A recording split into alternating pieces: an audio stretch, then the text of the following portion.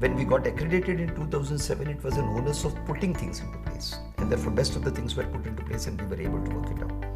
But the next challenge was ensuring that what has been put into place is capable of generating not only desired outcome, but standardized and optimal outcome.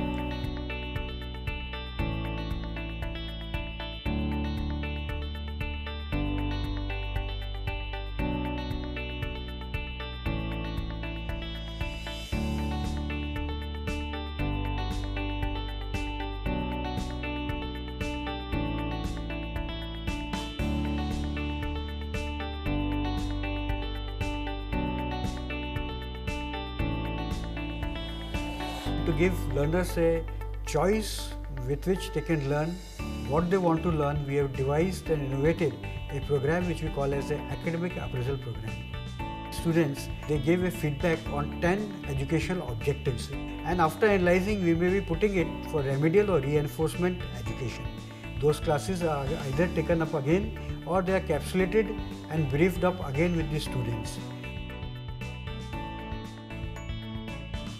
The most difficult question to answer is when a young couple comes and tell me if I should sell my farm to give treatment to my elderly mothers, and he has 2 daughters which are looking at my face. So to decide upon past and future is very difficult. For this, we made a very innovative community scheme which we call as a Aadhaar scheme, wherein we try to gather all the elderlies, bring them to screen the hospital together so that this built up a support amongst each other instead of relying on their dependent populations. And not only this, they are provided free of cost treatment. Further, they are screened for 3 days, including going into various sectors of health services for cardiology treatment, for diabetic treatment, for cataract treatments. We have 22 buses which we call as community health bus services, which go to them, bring them in the morning and drop them back after their checkups and adequate healthcare deliveries. The School for Health Professional Education and Research. This is one of the centers for excellence. The school takes care of the academic ambience of the entire Datta Mege Institute of Health Sciences through the unique creation of its 5 departments: Department of Curriculum, Department of Teaching Learning, Department of Assessment Evaluation, Department of Competencies, and Department of Educational Research. Apart from this, school takes care of the capacity building of the health professionals. Till date, we have trained more than 2200 faculty members in this teaching technology. As an educational institution, you are governed by rules, regulations, adherences to stipulations, statutory councils, regulatory councils. Therefore, it was thought that let us create certain excellent creative generating places which may not be directly under the ambit of these restrictive rules and regulations. And that gave me the idea of creating centers of excellence.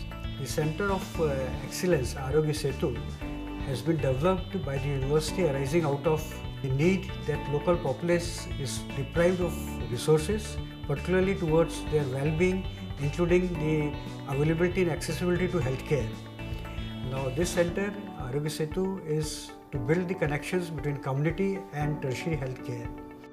We have identified various specialized areas and have created the centers of excellence, which as of now, which have reached optimal level, are 10 in number in different walks of life, integrated to a common cause of adding authentic quality generation to the chosen areas.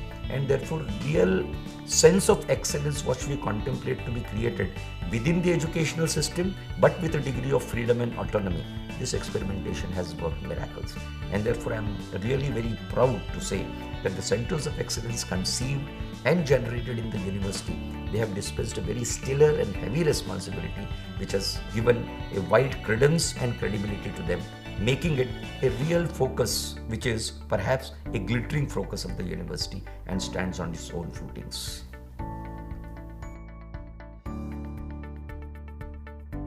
As I told you, each center of excellence has picked up one area of indulgence and in respective area. So today when I say 10 optimally functional centers of excellence, 10 important areas are being catered to, where teacher centricity, learner centricity, community centricity, system centricity, and integration centricity.